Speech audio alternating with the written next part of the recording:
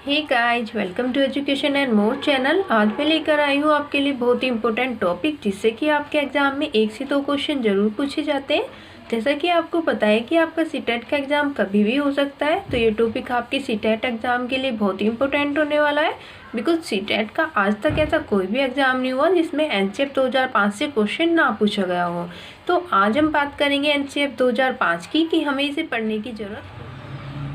तो देखते हैं एनसीएफ 2005 को। एनसीएफ 2005 की फुल फॉर्म की अगर हम बात करें तो फुल फॉर्म क्या होती है इसकी? नेशनल करिकुलम फ्रेमवर्क, या हम शॉर्ट में कह सकते हैं एनसीएफ 2005।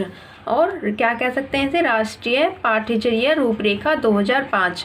कितनी बार ये एग्जाम में यहाँ से क्वेश्चन पूछ लिया जाता है कि एनसीएफ में सी मीन्स क्या होता है? तो सी मीन्स क्या होता है? करिकुलम होता है, और एफ मीन्स फ्रेमवर्क होता है। तो ये बात आपको ध्यान रखनी है। अब सबसे पहले हम बात करते हैं कि पाठ्यक्रम के बारे में, कि पाठ्यक्रम क्या होता है। तो जो करिकुलम होता है वो किन से, 2 शब्दों से मिलकर बना हुआ होता है, पाठ्य प्लस कर्म। पाठ्य मीन्स होता है इसमें पढ़ने योग्य सामग्री, और क्रम हो गया एक निश्चित व्यवस्था। तो हम क्या कह सकते हैं कि पढ़ने योग्य सामग्री की एक निश्चित व्यवस्था ही क्या है? पाठ्यक्रम है। और जो पाठ्यक्रम है वो अंग्रेजी भाषा के करिकुलम शब्द से बना है, और करिकुलम शब्द जो है वो लैटिन भाषा के कौन से वर्ड से लिया गया है? कुरर वर्ड से लिया गया है, जिसका अर्थ क्या होता है? दौड़ का मैदान। तो हम कह सकते हैं कि जो पाठ्यक्रम है वो दौड़ का एक ऐसा मैदान है जिस पर दौड़कर विद्यार्थी अपने द्वारा निर्धारित किए गए लक्ष्य को प्राप्त करता है। कैसा मैदान है? एक दौड़ का मैदान है। और अगर हम पाठ्यक्रम की बात करें तो क्या है? पढ़ने योग्य सामग्री की एक निश्चित व्यवस्था ही क्या है? पाठ्यक्रम है। तो ये आपको पता होना चाहिए। फिर फ्रोबेल ने पाठ्यक्रम के बारे में क्या कहा है कि पाठ्यक्रम समस्त मानव जाति के गुणों का क्या है? सार है। तो समस्त मानव जाति के गुणों का सार पाठ्यक्रम को किसने बताया? फ्रोबेल ने। अब हम बात करते हैं एनसीएफ की हिस्ट्री के बारे में, हम कह सकते हैं कि इसकी रूपरेखा के बारे में।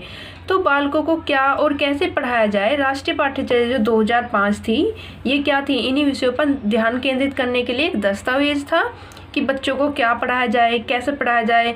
तो इसके लिए एक ये दस्तावेज तैयार किया गया था। तो एनसीएफ 2005 जो लिया गया था, ये कहाँ से लिया गया था? रविंद्रनाथ टैगोर के निबंध सभ्यता और प्रगति से इसे लिया गया था। ठीक है। और जो ये राष्ट्रीय पाठ्यचर्या की रूपरेखा 2005 है, अगर हम इसके अनुवाद की बात करें तो इसका जो अनुवाद है या इसका ट्रांसलेट जो किया गया है, संविधान की 8वीं अनुसूची में जितनी भी भाषाएं दी गई हैं उन सभी भाषाओं में इसको ट्रांसलेट किया गया है। किसको? एनसीएफ 2005 को। तो हम कह सकते हैं कि यह विद्यालय शिक्षा का अब तक का सबसे नवीनतम दस्तावेज है। अब तक का सबसे नवीनतम दस्तावेज हम क्यों कहते हैं? क्योंकि इसके बाद से अभी तक कोई भी नवीनतम दस्तावेज नहीं बना है। फिर बात करते हैं कि एमएचआरडी मतलब मानव संसाधन विकास मंत्रालय की पहल पर प्रोफेसर यशपाल की अध्यक्षता में क्या किया गया था? इस दस्तावेज को तैयार किया गया था, जिसमें बाहर से बहुत से विशेषज्ञ और विद्वानों की एक समिति गठित की गई थी। ठीक है। तो ये थी इसकी थोड़ी सी हिस्ट्री। अब नेक्स्ट बात करते हैं इसके कुछ इम्पोर्टेंट पॉइंट की, कि इसमें से कैसे कैसे क्वेश्चन आपसे पूछे जा सकते हैं। तो फर्स्ट ये देखते हैं कि इसे पब्लिश किसने कराया था? तो पब्लिश्ड बाय एनसीईआरटी, जिसकी फुल फॉर्म क्या होती है? National council of educational research and training.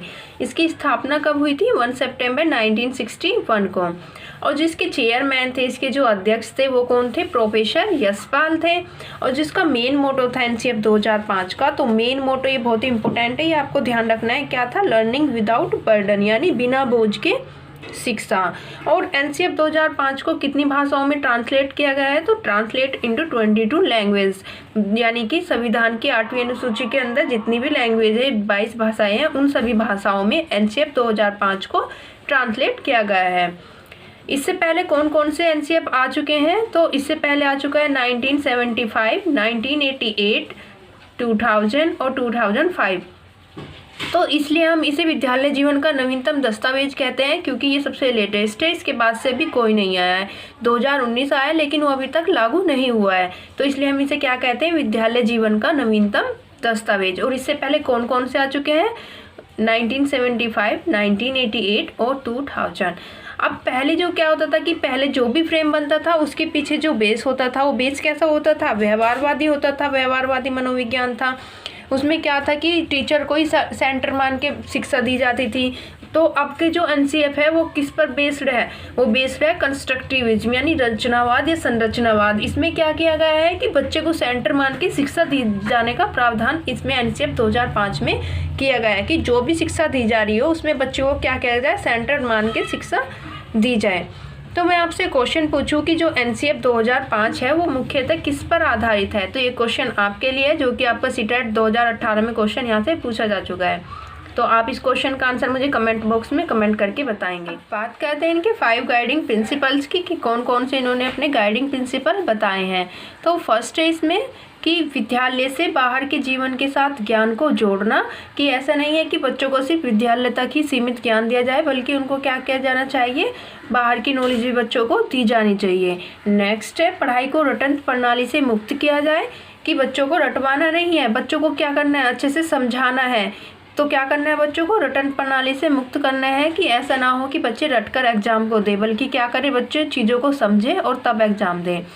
Next है परीक्षाओं को लचीला बनाया जाए और कक्षा कक्ष को गतिविधियों से जोड़ा जाए, कि ऐसा नहीं है कि जो परीक्षाएं होंगी, जो एग्ज़ाम होंगे उनको बोरिंग सा बना दिया जाए, बल्कि क्या किया जाना चाहिए, बच्चों के जो कक्षा कक्ष है उनको एक्टिविटीज़ से जोड़ा जाना चाहिए। एक्टिविटी के थ्रू बच्चों को नॉलेज दी जानी चाहिए, उनको सिखाना चाहिए। नेक्स्ट है राष्ट्रीय महत्व के बिंदुओं को पाठ्यक्रम में शामिल किया जाए और बच्चों को राष्ट्रीय चिंताएं भी बताई जाए, कि जितने भी राष्ट्रीय महत्व के बिंदु है जो आप फिर हम कह सकते हैं जैसे कि लाल बहादुर शास्त्री हो गए, एपीजे अब्दुल कलाम हो गए, महात्मा गांधी हो गए, तो इनसे रिलेटेड जो नॉलेज है इनको भी पाठ्यक्रम में शामिल किया जाए और बच्चों को नैतिकता के बारे में बताया जाए, राष्ट्रीय चिंताओं के बारे में बच्चों को नॉलेज दी जाए।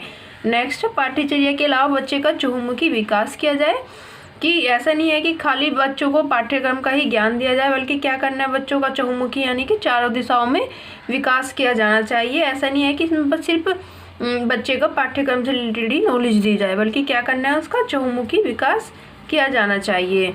अब क्वेश्चन है यहाँ पे कि कौन सा एनसीएफ 2005 का एक दिशा निर्देशक सिद्धांत नहीं है।